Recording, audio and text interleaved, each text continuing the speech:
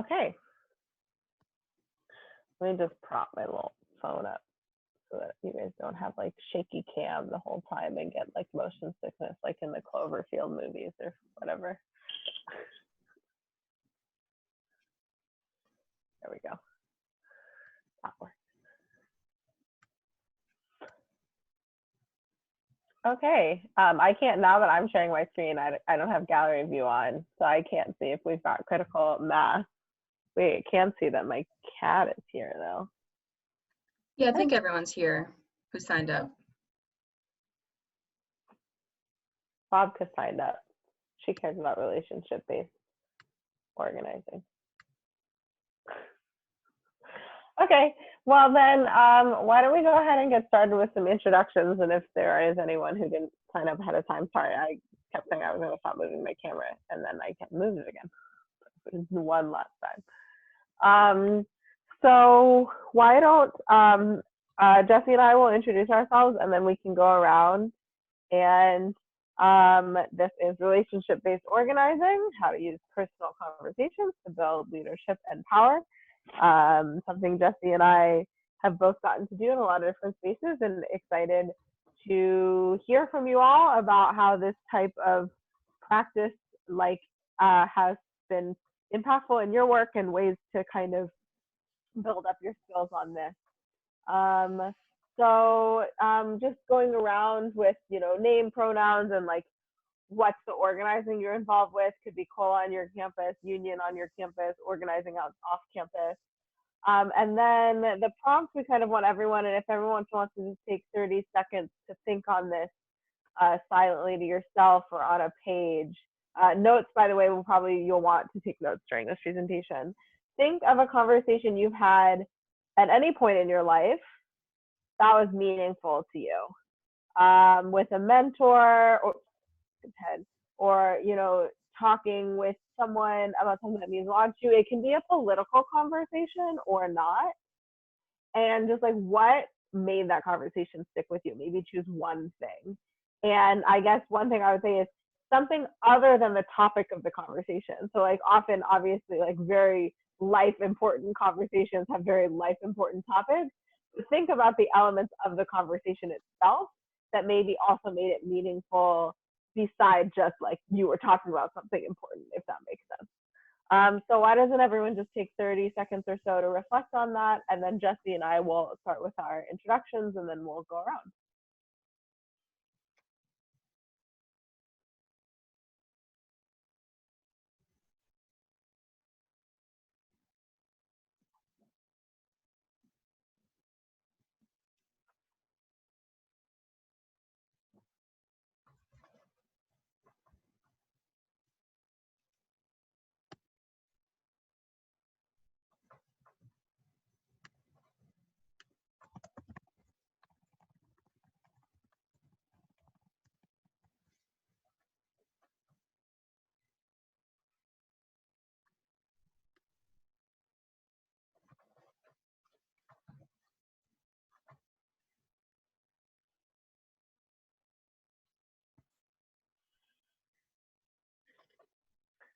Okay, I can go ahead and start and then throw it to Jesse, and then Jesse, you can keep throwing it around the circle. Sound good?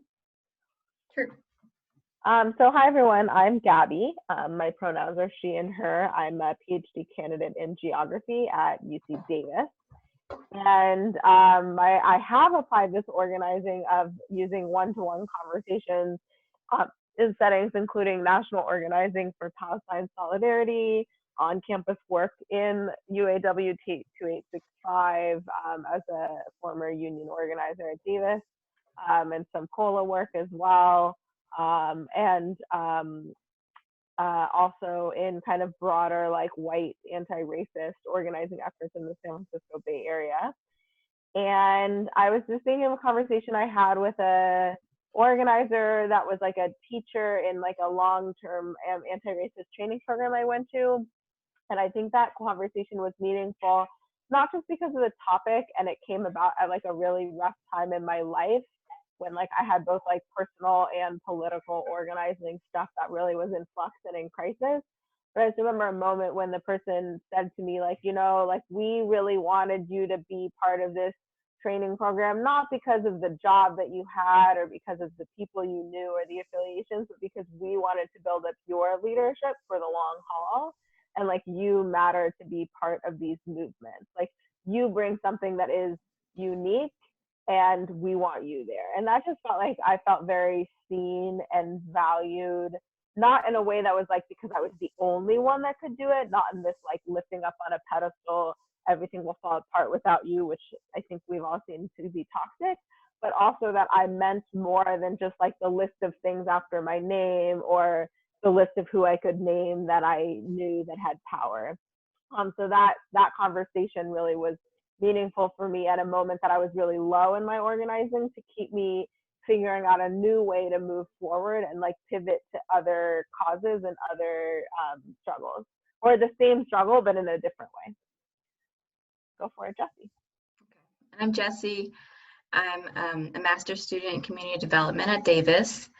And the kind of organizing that I apply these skills to is organizing on my campus and getting people more involved in workplace issues through our union. And then I also I'm starting to get more involved in prison abolition work, which is what the kind of community organizing I'm going to do after I graduate.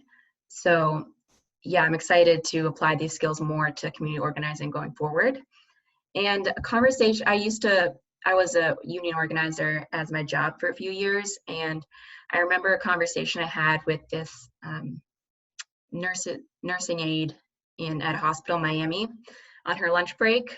And I remember she talked a lot about her daughter. Obviously, that doesn't necessarily have to do with her workplace issues, right? But she talked a lot about her daughter, and we talked about my relationship that I was in then, and she gave me advice. And I remember she shared her orange with me. And so the things that I don't even remember the topical stuff of the conversation that we were talking about, but I remember like the genuine caring that we had for each other, even though we had just met. So that has always stuck with me years later. I'll just call someone. Maybe everyone can just call on someone else that they see. Sylvia, do you want to introduce yourself? Yeah, I can go ahead. Can you hear me? Yep. Cool. Yeah, so my name's Sylvia. I use she, they, really any pronouns. As far as organizing, so if you're in the Bay Area or affiliated with UC Berkeley, you might know that we have some co-ops. There's kind of been a corporatization, non-profitization kind of stuff going on there, and then some resistance to that. So there's sort of like a grassroots member movement growing to kind of, I don't want to say take back ownership of the co-op, but kind of shift ownership of the co-op basically to kind of who it's meant to be serving, which is members, which is also in addition to the current members, like low-income students, first-gen students, students of color, stuff like that. And as far as conversations, I had a really great conversation with my mom recently, which was centered around a photo album of her childhood that I'd never seen before. And I thought it was kind of a great format. It's like I learned so much more through that, because it's like you can go slow and like, you know, you're not just hearing it. It's like, oh, who's that? Like, what's that? Where's this picture taken? I thought it was great.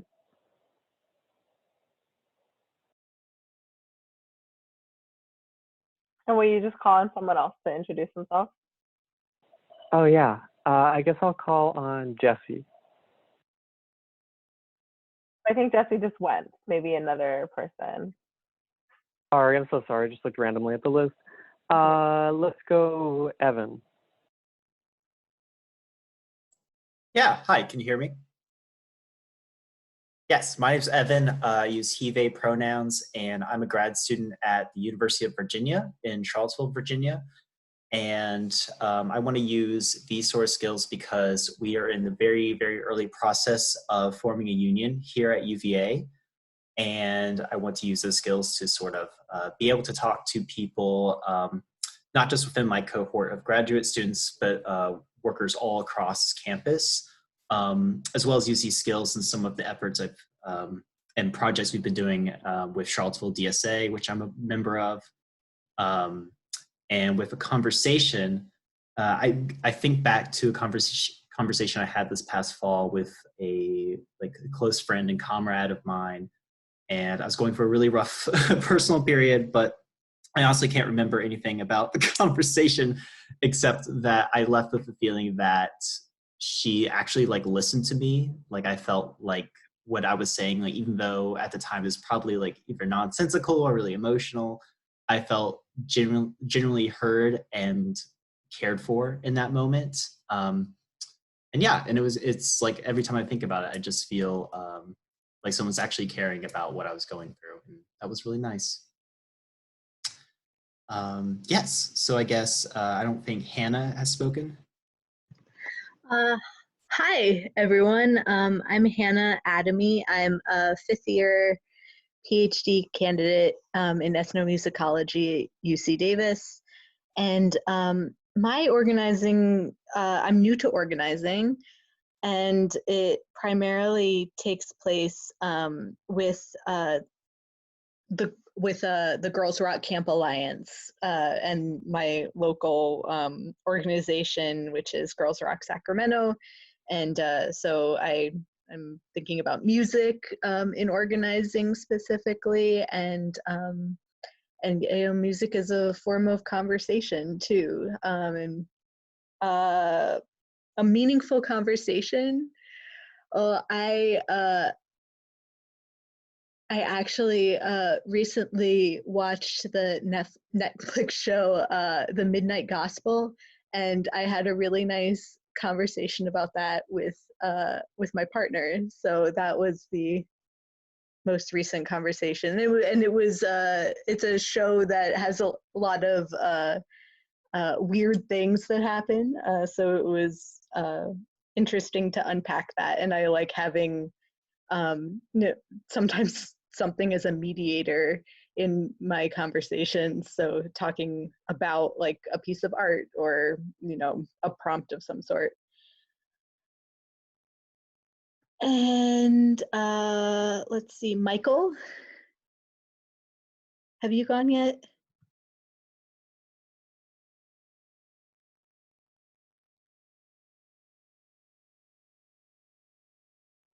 Michael, you're still on mute if you're trying to go. I think I can manually unmute you. Michael?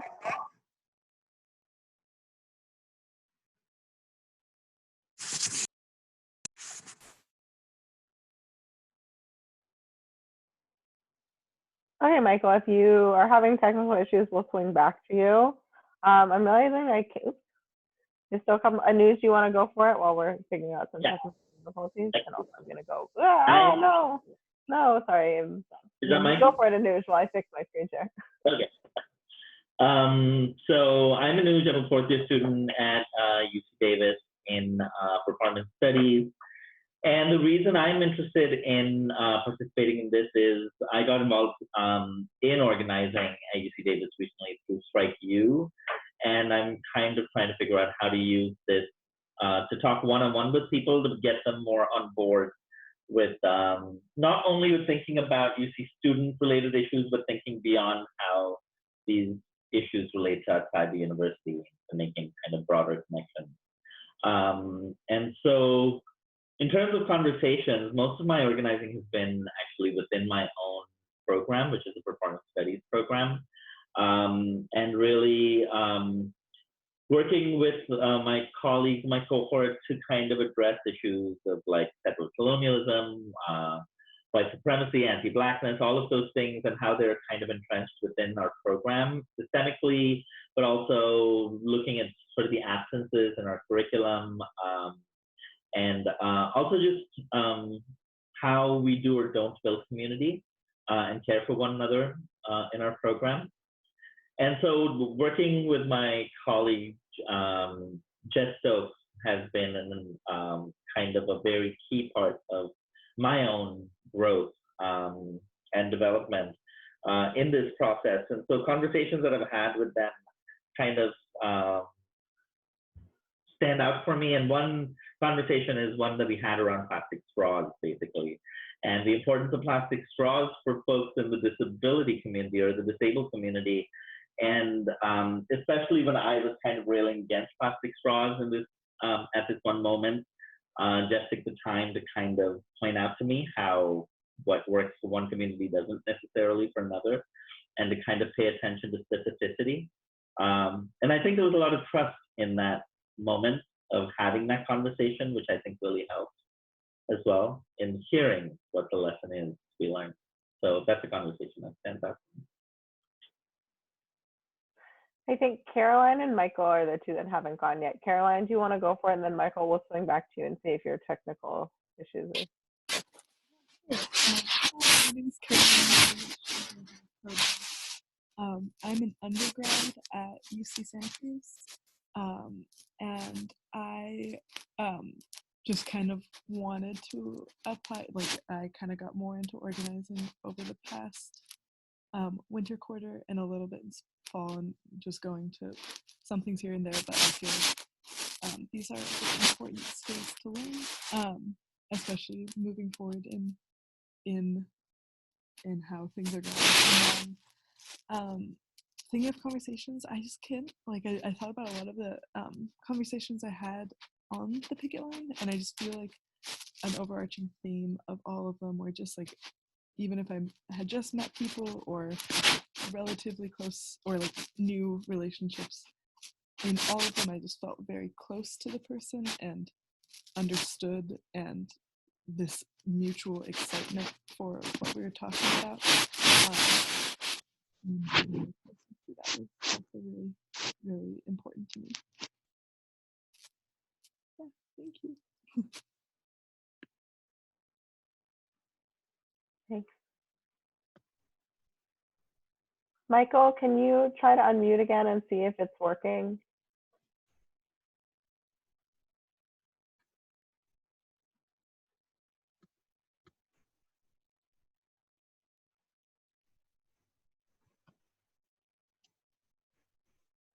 Okay, well, that's okay. If when someone gets paired up with Michael, we will figure that out then. Okay. Jesse, I can tab over. Just let me know when you want me to tab over on the slides, unless you want to just do screen share for your part, but I can also just tab over. It's fine. Yeah, this is fine. That was really great. I heard some really good things in there. I just wanted to mention some things that I think are really important. The going slow, I like that. Listening, feeling heard, talking about something you care about, being direct and honest, mutual excitement. I think those are all really important things to keep in mind. Okay, so I'm just going to go over the structure of the training, and then we'll get into it. So we plan for an hour-and-a-half training. So if you have clarification questions, feel free to ask them. But if you do have more substantive or strategy type questions, maybe we could save those for the end. And if people want to stay past the hour-and-a-half, we can do that then, just so we get through the material. So next we have the overview and importance of the one-to-one conversation. Then we're going to break down the components, and that should take about 35 minutes. Then we're going to break into breakout rooms and do some practicing in pairs. And then we're going to talk about assessing and debrief, and then we'll wrap up. Okay, so why the one-to-one conversation? So the philosophy that we have coming into this is that relationships are the foundation of movement building. And to move someone to take action, we really need to understand what motivates them and why they do the work they do. What makes them get out of bed in the morning? And to do this, we need to take the time to really find this out and dig into stuff with them. I would say a good rule of thumb for an in-person organizing conversation, that it should take about an hour. That gives you enough time to really dig into stuff. These can look really different depending on the types of organizing you're doing, where you are in your campaign. So we're going to try to keep it general. But regardless, it's always about building a relationship in order to move someone to action. And the conversation should focus on the other person and not you. even though you should be sharing about yourself. A good thing to keep in mind is an 80-20 ratio, where they're talking 80% of the time and you're talking 20 or 70-30 around there. You're not trying to sell something in this conversation or push anything. You don't want to alienate anyone. But that being said, you should go into the conversation with goals, and your conversation should be building towards something. Your role is to kind of steer the conversation and make the connection between their personal story and your plan to overcome them, and empowering them to take that action. And an in-person meeting is always preferable for an organizing conversation. And the phone and texting should be used to set up a time to meet in person. Of course, right now, that's not possible, but we can still use this training for phone organizing conversations. It's just a little trickier because you can't see body language, of course. Gabi, do you want to add anything? Yeah, I think when we were setting up this training, there's a lot of different philosophies on, like, some people like have worksheets that they follow that essentially, even when they're not literally following it, they have memorized, and other people kind of take a more like free form approach. But I think that unfortunately, we don't actually have like an actual like organic in real life version of a one-to-one. The two closest things that I can think of are things like a first date, where you're both trying to get to know each other equally. But in this case, it's not, because the organizer is trying to get to know the other person and sharing enough of themselves to get invested, but it's not like a mutual, like back and forth, intimate heart to heart. And then the other thing is a job interview, in which one person is really kind of sharing a lot and the other is asking questions. This also isn't a job interview, because you're not screening people for a role. You're trying to get people involved and invested, which might involve like helping guide them towards places in the movement or in your organization that they seem like they'd be a good fit, but you're not interviewing them and like weeding out applicants. Like, that part of the power dynamic isn't there. Plus, like, you would share more of yourself than like an interviewer would on a job interview. So I think that there are some people who like, for instance, if you've ever done like anthropological interviews, sometimes this type of thing comes out in an anthropological interview, where the interviewer is actually like sharing of themselves to the person they're interviewing. But I guess I just want to name, before we go any farther, this is intentional and structured with a momentum towards a goal of getting them to commit to be involved in something in some way. So it's not totally, it doesn't always feel like I've done a ton of one-to-ones on the phone or in person or over video chat. And so now the first ones, even now, still feel kind of awkward. Like, you are bringing them through an agenda. But you also don't necessarily you want them to know that there's enough of agenda so they don't feel so confused that you're asking them all these questions. But you also don't want them to feel like stilted. So it's just like, just name that it can be awkward to do these. Yes, thanks for that. Okay, can you go to the next slide? Okay, so just to briefly go over the components of a one-to-one. Before the conversation, you might have stuff to set up. You might have to set up the actual conversation. During the conversation, you have the introduction, you have getting their story, the plan to win, inoculation, moving to action, and then after, assess and debrief. I want to say that these are components, and they don't necessarily need to go in an order. And you should make it feel natural, however that looks for you. But keeping these components in mind, especially if this is new to you, does help steer the conversation and keep the conversation focused.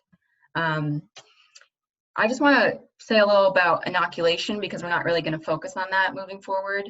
But this is it can be a really important part of the conversation, especially if you're doing something like start building a new union.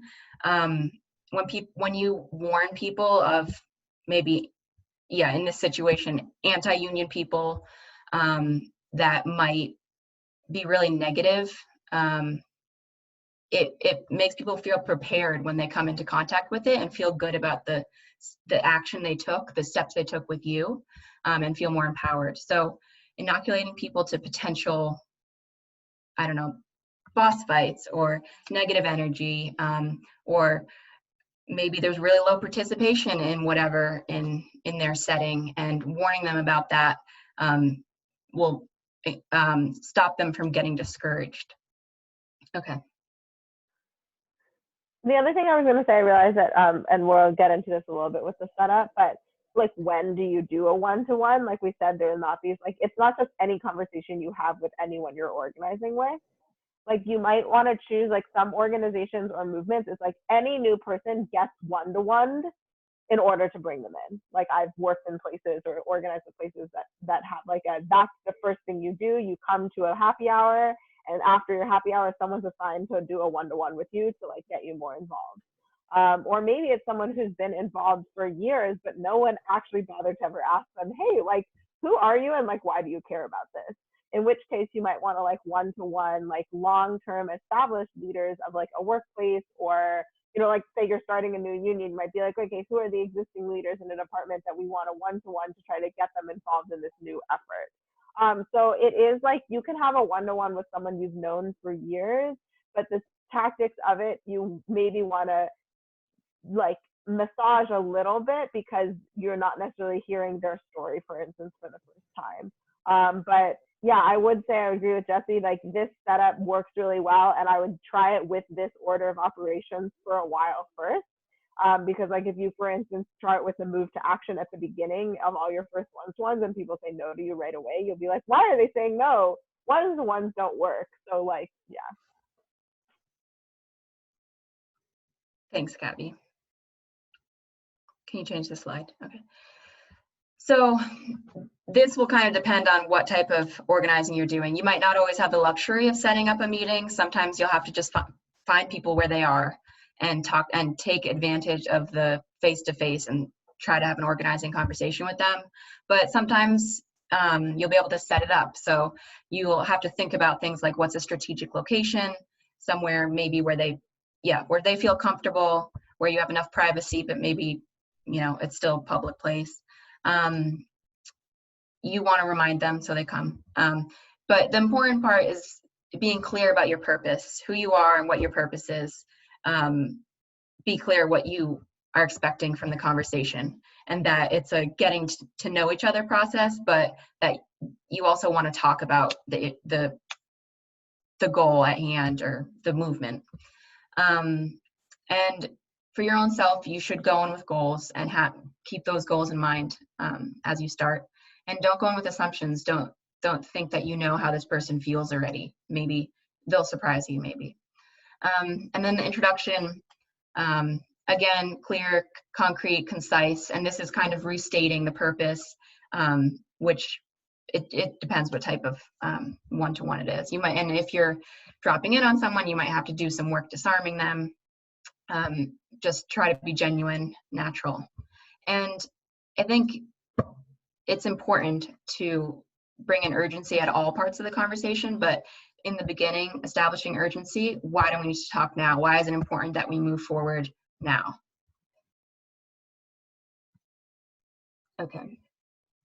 Yeah, and I think going on the like kind of the goals and the disarming, and to add to that, these goals, you're kind of, some of them you're going to have in your head at all times. Like, any new person that I meet needs to hear this about Cola.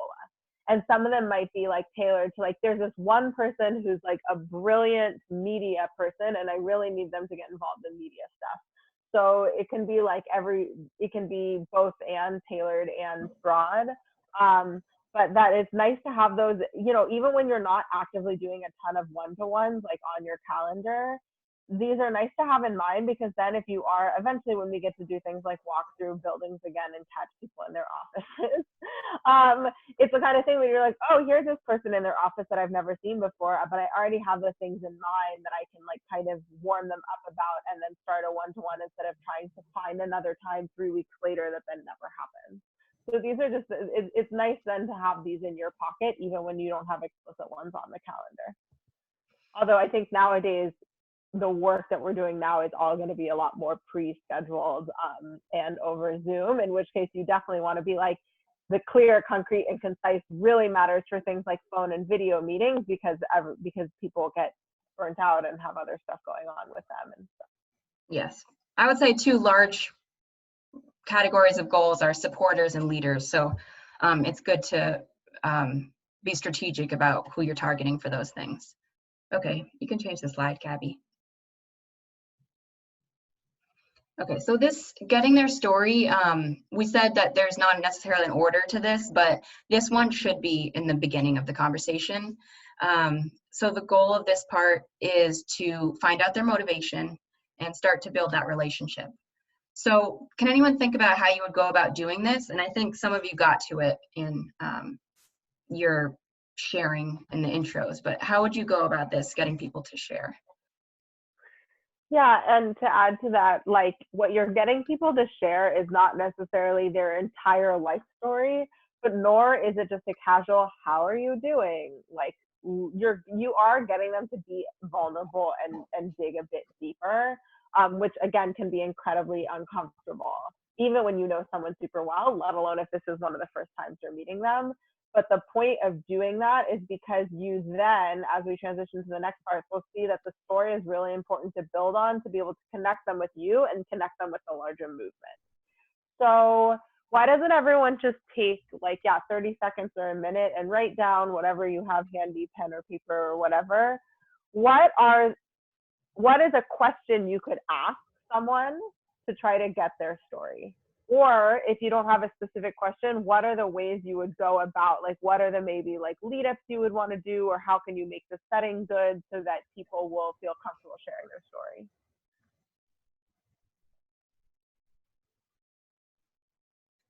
So everyone can just take a few moments to do that. And whenever someone's ready, you can either chime in or you can write in the chat that you're ready and Jesse or I will call on you. I'm actually going to stop screen sharing for just a minute.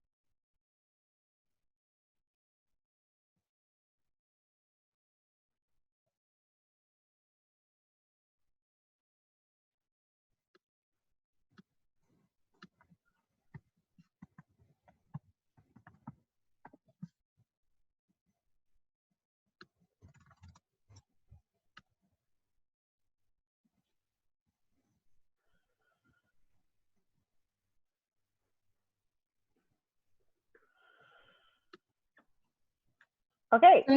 Yeah. Oh yeah, go for it, Jesse. Does anyone have anything to share? You can just go for it. A question or an idea of how to set things up to get people comfortable sharing their story.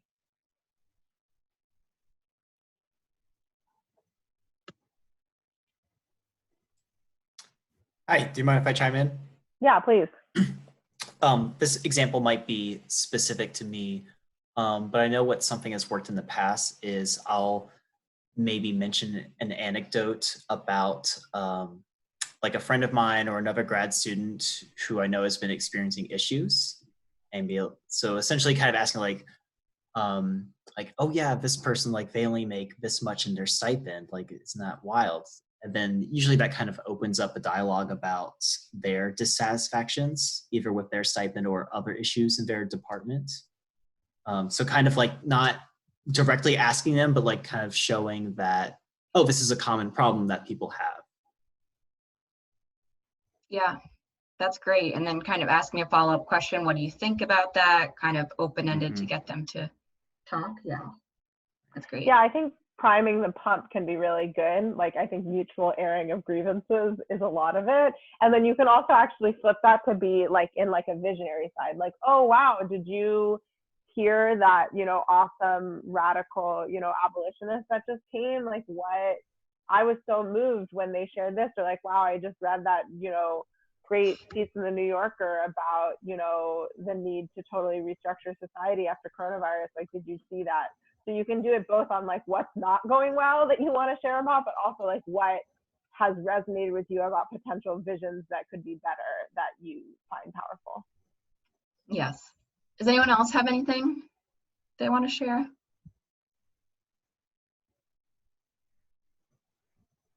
Okay, Gabby, could you change the slide?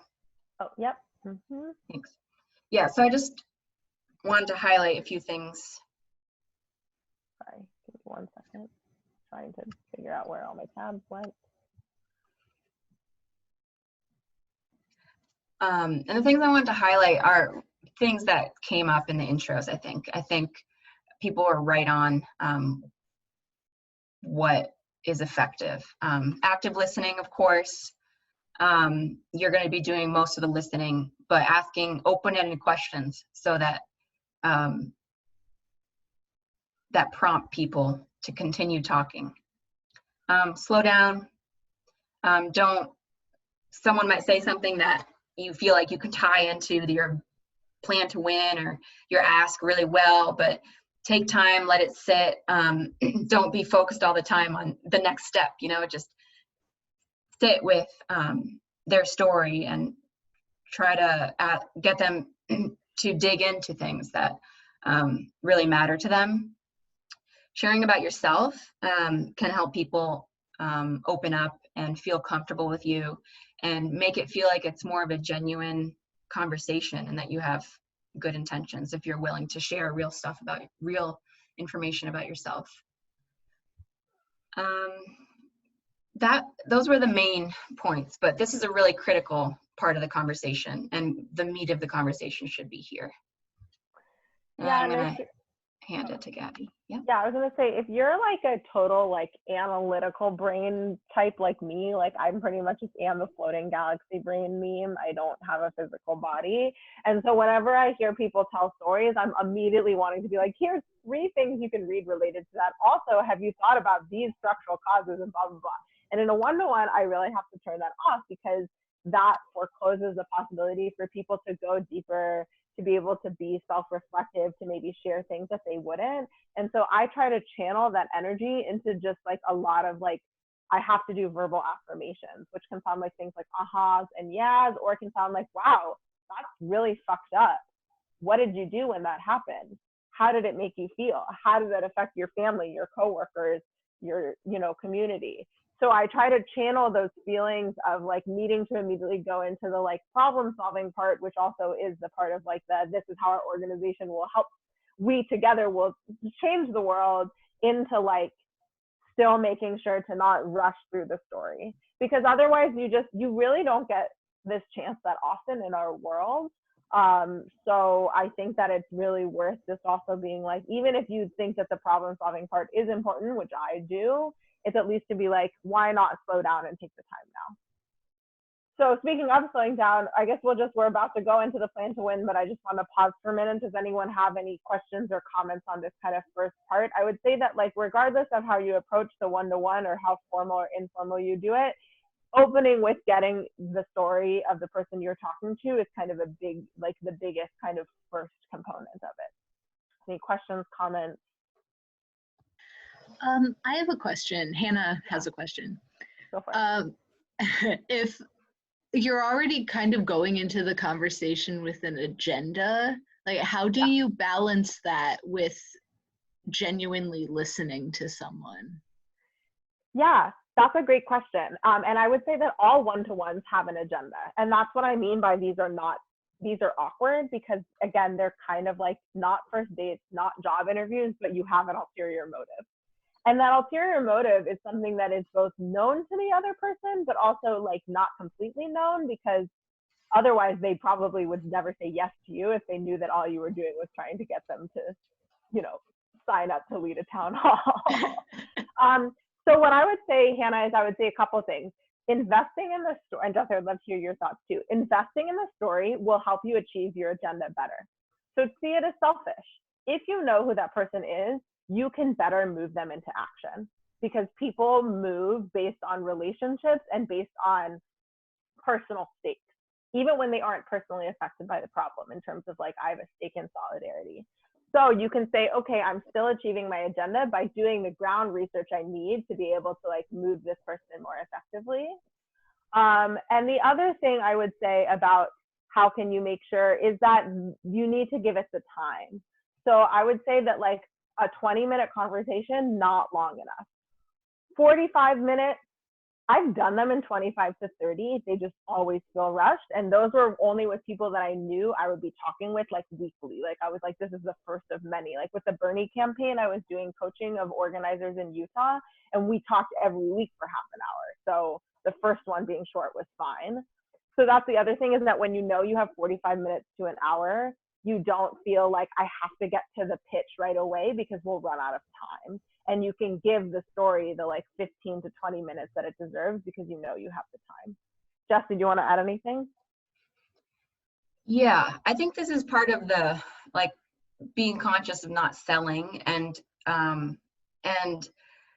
making your motivations for this clear. I think that's the important part of yourself to share. That should be there, is why you're here. Why do you think this work is important?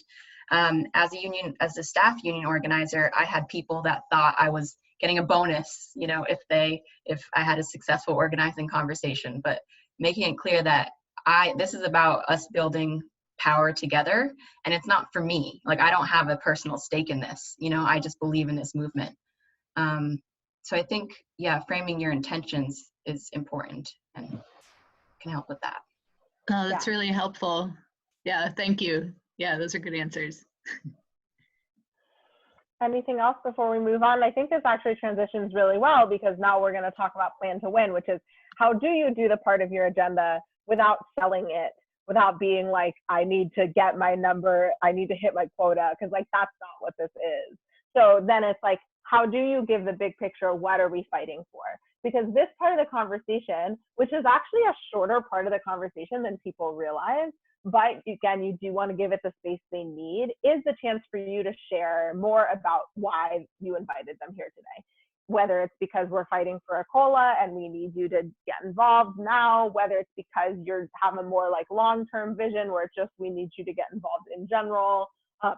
This is a chance for you to share. And I think that the transition from their story, the way that I do it is I have them tell their story.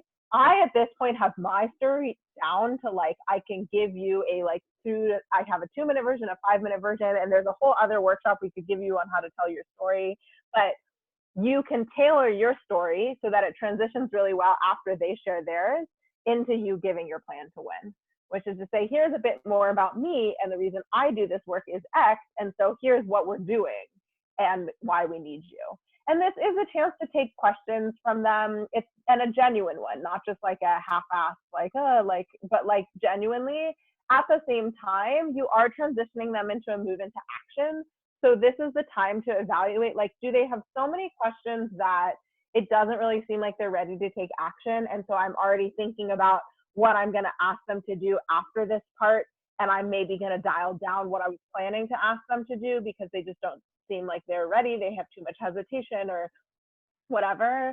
Or is it like, wow, they're actually even way more on board than I realized. And so I'm actually going to transition into like an even bigger ask than I was going to before the call, because they actually are super down and have done all this outside reading and have this whole family history of it being in a union family. And so they're like more down or whatever. But it is a question of like showing why you need them to commit now. So this time for the plan to win is actually like, again, if it's an hour-long conversation, this is actually only could be 5 to 7 minutes of you talking about it, maybe longer if they have questions. But it's not a super, at least the way that I do it, it's not a huge chunk. And that's because hopefully you already have things like pamphlets you can leave them with, or like a really succinct pitch that your movement is already using in a lot of places, and you don't have to take 20 minutes to explain the entire history of the UC austerity and why we need a COLA kind of thing. That's not what this is for. This is not for you to give them a teach-in about your movement. We wanted to just do another kind of quick solo write and then share, which is that for whatever you're currently working on, and if you aren't currently organizing, quote unquote, whatever that means, and we're all currently organizing for something that you would like to be organizing for, write out a really just a short, a couple sentences plan to win. Like what are we fighting for and how do we win it? So if you already are doing something, you're just summarizing what's already going on. And if you're not already doing something, this is a chance for you to do a little bit of a fiction writing exercise of what you picture it being. So take a couple moments to do that, and then we'll have maybe one or possibly two people share, and then we'll transition into the act.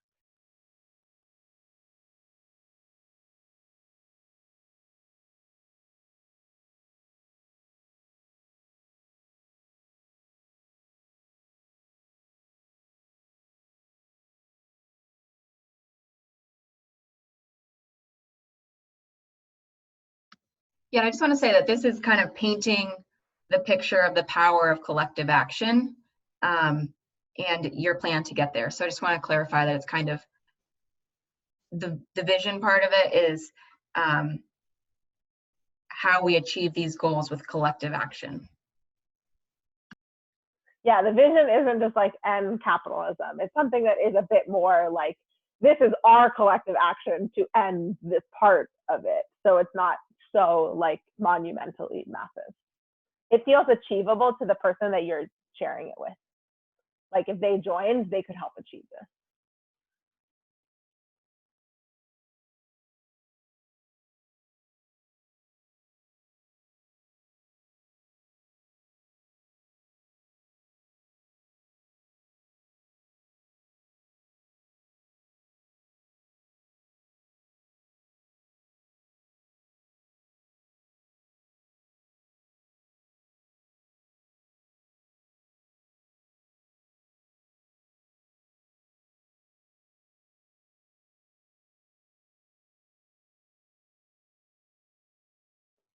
Maybe take 30 more seconds, and then if anyone wants to share what the vision is of what they're currently working on.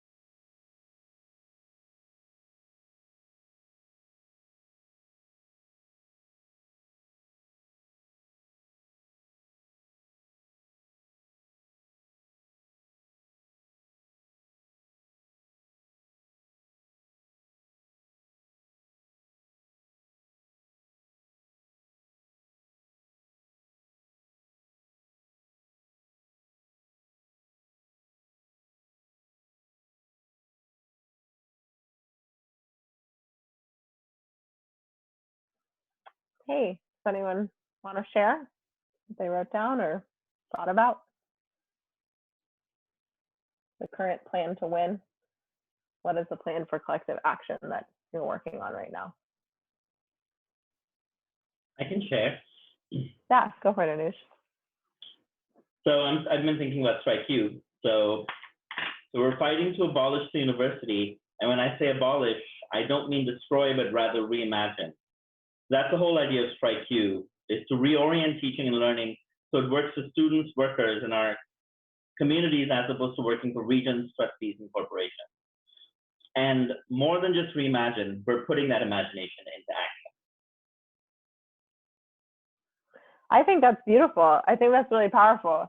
And then I think the thing I would ask to add to it, what are some of those actions look like? Like describe a little bit of that in the plan to win. What does Strike U do? Because then that'll transition really well into the like, and here's how you can get involved.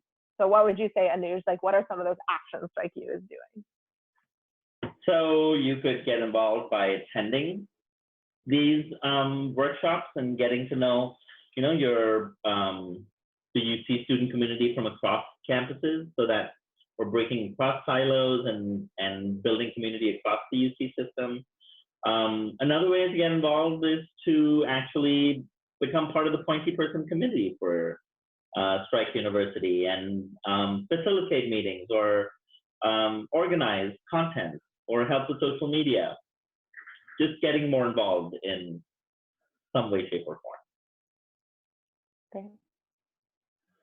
Anyone else have a plan to win they want to share? I can share one from the past also if people haven't.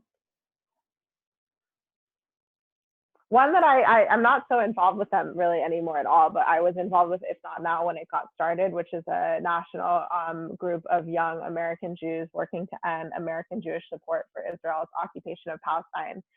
And one thing they do really well is they have like a very, very clear vision and plan to win, which is that like the occupation isn't going to end tomorrow, and it isn't even necessarily going to end when American Jews stop supporting it. But we do believe that that will be a step towards ending the occupation. And we believe that young Jews, in particular in their 20s and 30s, have a major role to play in ending American Jewish support from the occupation. That includes things like reimagining what religious and ritual life looks like that isn't tied to Israel or Zionism. That includes moving money away from supporting occupation in the American Jewish community, philanthropy, and things like that. That includes lobbying lawmakers to not go to AIPAC. And so we have multiple that involves changing the public narrative around it, publishing op-eds, being on social media, being in the news. And so we need we need every young person, every young Jew to get involved in this, because it's going to take millions of us in order to move the tide. And they always had like a very like well driven down, like every single person that came through, and if not now space, like left knowing that was the mission and the plan to win. Okay, so this actually again. Sorry, Jesse, go for it. Yeah, please. We should move on soon, but Hannah unmuted. I just wanted to make sure she didn't want to share. Go for it, no. Hannah. Oh yeah, no. I just wanted to share how difficult this particular part of the process is, and it's hard to write. So yeah.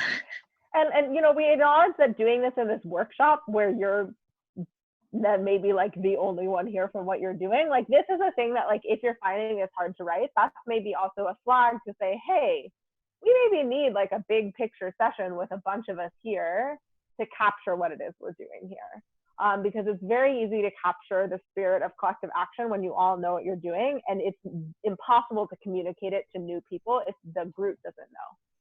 So it's a good thing to say, like, this can only be communicated if there is a plan to win for the thing that you're doing. You cannot make it up yourself in order to communicate it to a one-to-one, but you can like distill it or like put it in your own words so it sounds natural based on a bigger plan to win that already exists. Mm-hmm. So that it is still hard though to put it into your own words because it doesn't always come naturally. So okay, for sake of time, I am gonna keep us moving. So this is like, I would say, seemingly like the biggest, like this is what it's all been building towards, which is like a move to action. This is again the difference between just like a catch-up conversation where you got to know each other. All one-to-ones end with a move to action. And the point of that is to like ramp them up a bit, that sense of agitation and creating urgency. So it's not just like, wow, that really sucks that you aren't getting paid as much as your colleagues. Don't you think that's unjust? Wouldn't you like to see that be different? Like those types of leading questions. This is also a chance to connect both their story and the vision of your organization or your movement to the action. Like you taking this action now after our call will help us win. And I know you want to do it because you shared with me that your motivation is to help us win in this way. And if you face, and we'll come back to the maybes, but essentially on this, sorry, I should have put the facing a maybe on the right-hand side. When you look at the right-hand column, these are like an element of like a good ask. It is clear, measurable, and yes or no, because then you can actually follow up with that person to figure out if they did it. So a good ask, it can be as small as, will you attend our happy hour next Friday? Or will you sign this petition? Or will you sign this membership card, which is actually maybe not quite so small of an ask depending on who you're asking. But a good saying, will you get more involved? Not really a measurable ask. You can't follow up with them because they might have a different definition of what getting more involved means to them, which is why in your own head, you have listed like, this is the smallest way to get involved all the way up to the biggest.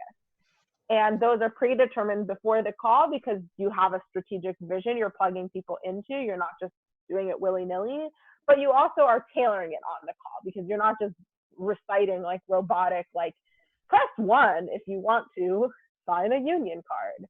You're hearing, wow, it sounds like you have a ton of experience leading education.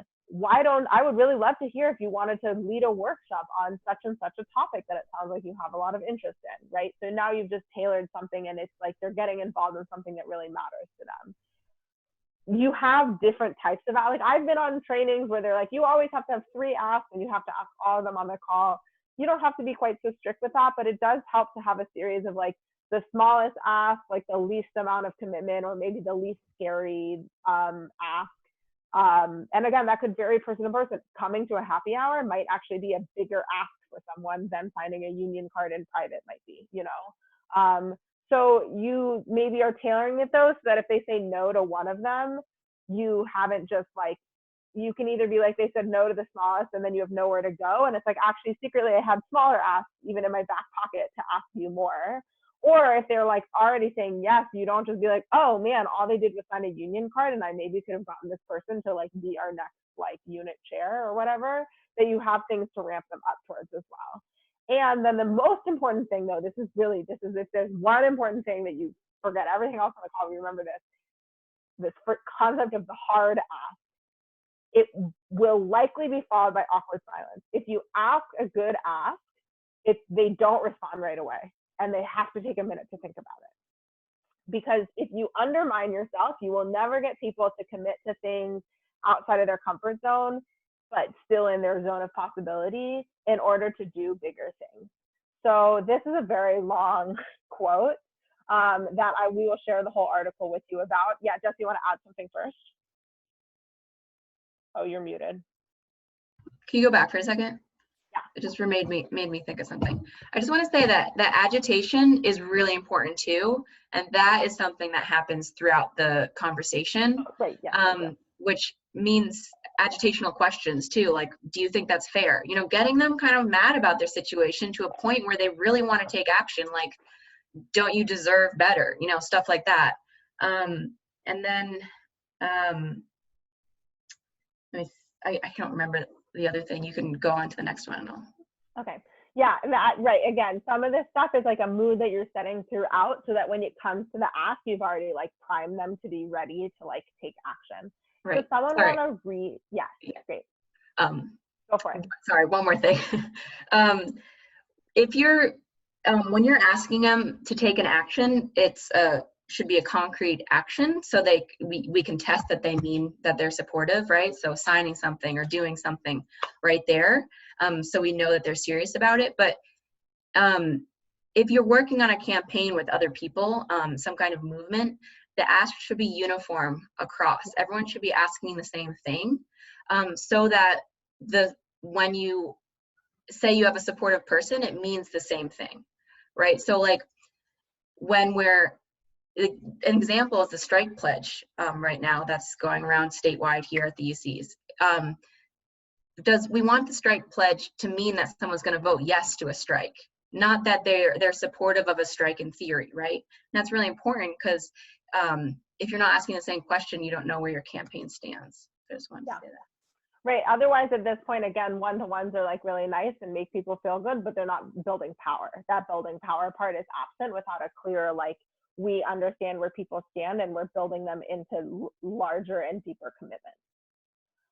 Does someone want to read this quote? And I'm a bad grad student. I left the author's name off the bottom, but I will share the very beautiful article this came out of from a grad student organizer at Yale with everyone for correct citation afterward. But would someone like to read this out loud?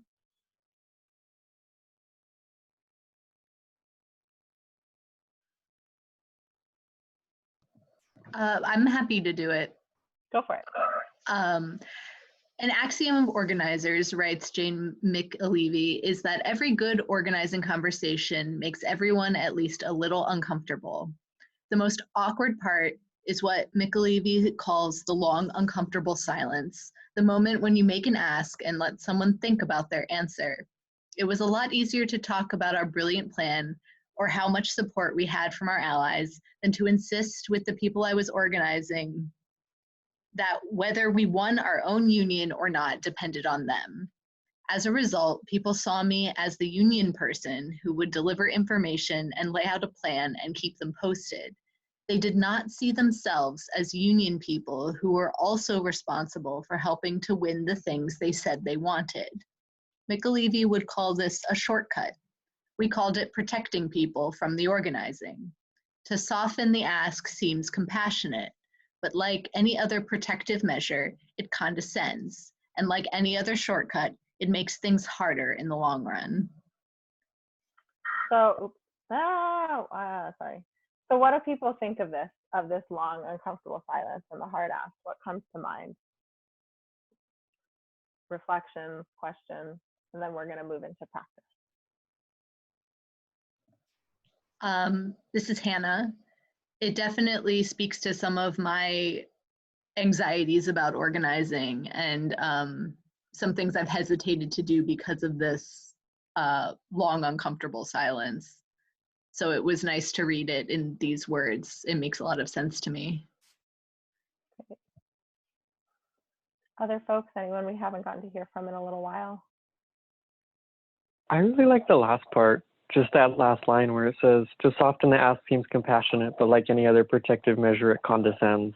I think that's really important. Yeah, what makes that feel really important to you, Sylvia? Like, yeah, I mean, I guess like not trying to protect the people who you're reaching out to from like kind of the hard work of the activism, like being confident in what you're doing and being like, we are you, we are organizing for you. We want you to be involved, you know, on the level that we are. Yeah, that part is the part that really, like, the two parts of both the condescension and the making it harder, so important, because it's so easy when you're spending a lot of hours of the day organizing to make it feel like it's your project, particularly because the model of the world we live in is such like a hierarchical model of like there's a boss who like makes other people do stuff. Like that's not what this is. And it's also the other model we have is like consumerism. Like you are not the customer server agent delivering unionism to your coworkers. But it's really easy to fall into that trap because of the cultural world we live in the US in particular. And so it's really important to not condescend, because let people make the hard decision for themselves. Particularly even when we're talking about people at various levels of intersecting identities with like, I think I see this a lot with like, like when I was doing like white anti-racist organizing, so often while meeting white people would come in and be like, well, we can't ask people of color to do this because like they're at risk. And it's like, well, they're also like full ass grown adults, first of all, and you're not their mom. And second of all, like their stake in this is massive, as is ours. So like, why are you, this is the saviorism part. So this kind of making a hard ask also moves us away from saviorism, particularly when doing things like cross-class, cross-race, whatever, like multi-organizing. This can actually be a really powerful way to not automatically condescend or make assumptions about what people are and aren't willing to do. And it's then it requires you to set up the support structures so that they can say yes to hard ask. So if they say yes, I would like to say yes to that, but I need the guarantee that if you're asking me to be arrested at this action, that you're going to have my back in these ways. You can be like, great, we would love to have your back in those ways. Here's the already support we have set up, or wow, we didn't think about that thing, so we're going to go fix that about our organizing, right? It's a chance for them to build investment rather than just you being like, I've made this in this perfect package and I've delivered it to you and I hope you accept it, and if you don't, that's okay. Jesse, anything you want to add before we transition into practice? No, I don't think so. Yeah, I think we can just go on. Thanks. Okay, so we're a fairly small group, but we are still going to split into pairs. I think we do have enough to split into pairs. And we're going to practice. So Anuj, if you can assign, I think, all of us into just pairs. In your pair, decide together, you either want to practice like getting the story part.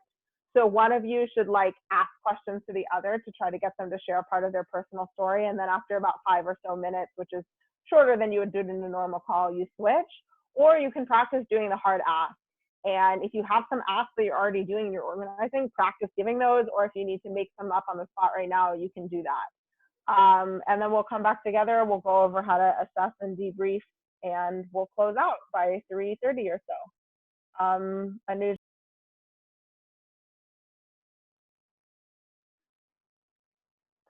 Great. So if one person from each pair wants to share what that experience was like, say whether you did the get the story or the hard ask practice, and like, yeah, how did it go? So Anuj and Sylvia, do one of you want to share? I can share. It was we kind of jumped in very easily into get the story. I mean, conversation. And it just kind of went back and forth. And I think we were both just genuinely interested in finding out more about what brought each of us to this particular training. And so it was, I mean, I think once you establish a certain kind of rapport, then it's easy, I think, for the conversation to flow. And so, yeah, so it was not the most difficult kind of practice to practice on. So hopefully all the conversations will be like this. Great. And yeah, you can do one-to-ones with people who are like so into it and so excited and just have been waiting for someone to ask them to share, and like the chemistry is flowing, and like, so that absolutely does happen like quite a lot. So I'm really glad. And then Evan or Hannah, do one of you want to share? Yeah. So we ended up like talking a little bit first about like, where we were coming from and stuff. And Hannah wanted to practice sort of like this hard ask for asking some of her undergraduate students to get more involved with Strike U. And I kind of played the role of a former student that she was contacting. And I think Hannah made like a really good structure of the ask, like first kind of talking about like a media project that the student had done really well in the class, and kind of connected that to saying like, oh, you would be really good at maybe hosting a workshop for Strike U. And then I kind of expressed like, oh, that sounds like a lot because I'm taking exams and I don't know if I can really do something like that. And she sort of made the ask of saying like, well, maybe you could attend this workshop next week. You can stay as long as you want, but it'd be low effort. And I genuinely thought like, oh, that's actually pretty reasonable, right? Going from like hosting a workshop versus just like hopping in on one. And then like expressing that like, that's like an easy way to build up someone later on. Like if they can't do like the bigger ask now, they can maybe do it something a little bit later. Great. Yeah. And that I think leads like really perfectly into what we want to do for after you've made the ask. One thing, and we put this on the earlier slide, I will just go back to it. When you face a maybe, you have two options. You can either re-agitate and then ask again, where it's like, if they say like, well, I'm not sure, I have these concerns, or I'm really busy, you can be like, yeah, I totally understand that. The world is literally falling apart. I feel you right there. It's so important that we do this right now for these reasons, or like, you would be so wonderful to have there for these reasons. So to kind of re-agitate to the like, this is why I really need you to say yes. And if they still say maybe or no, then you can pivot down to a smaller ask. Or if you're just like, their maybe is a no, and you can hear the maybes that are actual no's, they just are too polite to say it, then pivoting to a smaller ask also works. So yeah, maybes, it's like you do want to get them to clearly answer yes or no. And so even re-agitating to get a firm no, like I love firm no's, because I'm like, okay, I know that's a no. And it could be a yes later on, or it could be a no forever. And either way, at least I know it's a no. So that's kind of what you're doing at the end. You're making a follow-up plan. So for instance, if this student said that they are going to attend the workshop, you'll say, great, I'm going to text you that morning to remind you of the workshop that afternoon. And then after the workshop, I'm going to text you and see what you thought of it. And then and then in your own head, you're like, and I'm going to remind you, like, hey, that was so cool. Wouldn't it be cool if you led something like that, right? So now you're building them up. But you're making it both known that there's a follow-up plan so that it's like you've got that kind of interpersonal accountability. And you know that you're there for each other, not just it being like, cool, good luck, see you never.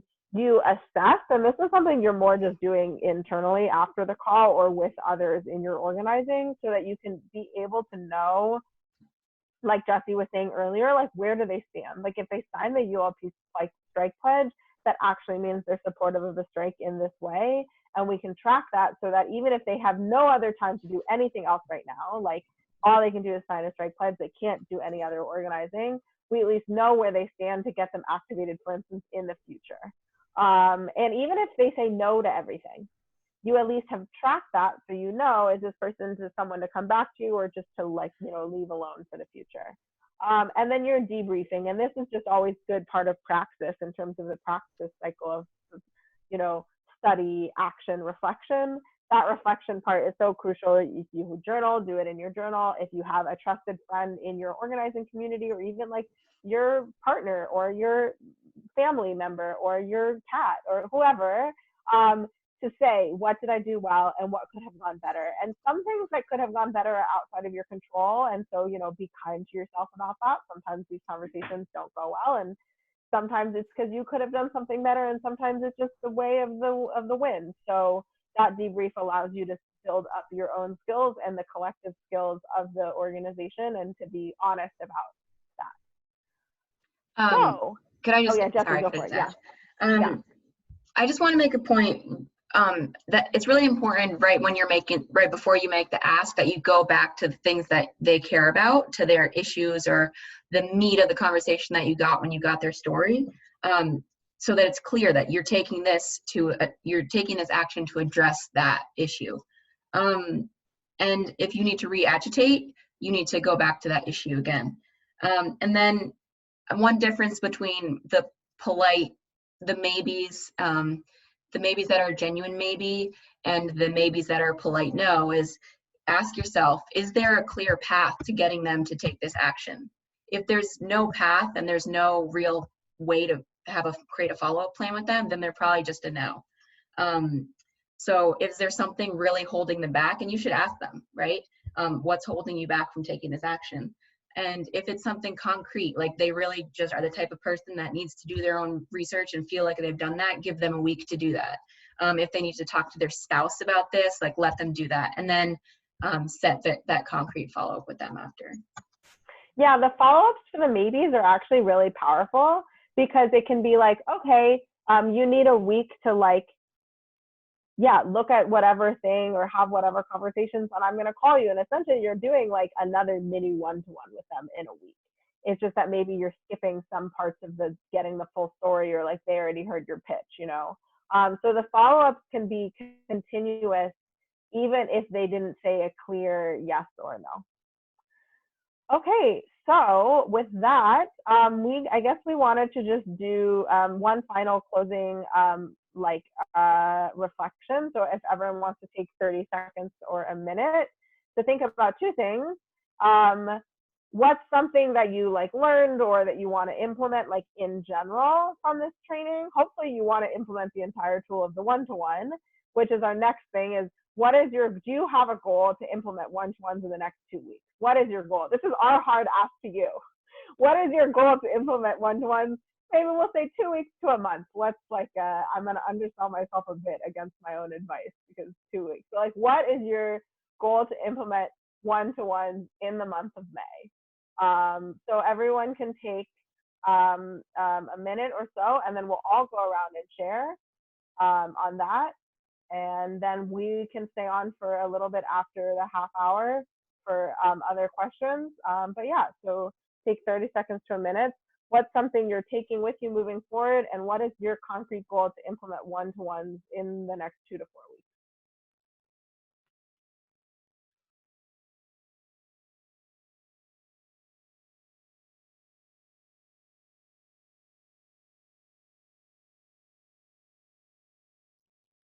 And as soon as someone is ready, you're welcome to just go ahead and popcorn in.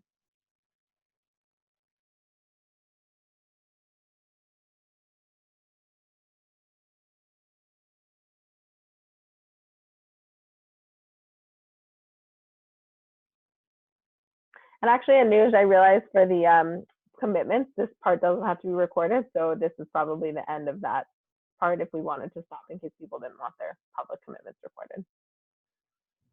Sounds good. I'll stop now. Okay. Thank you, everybody.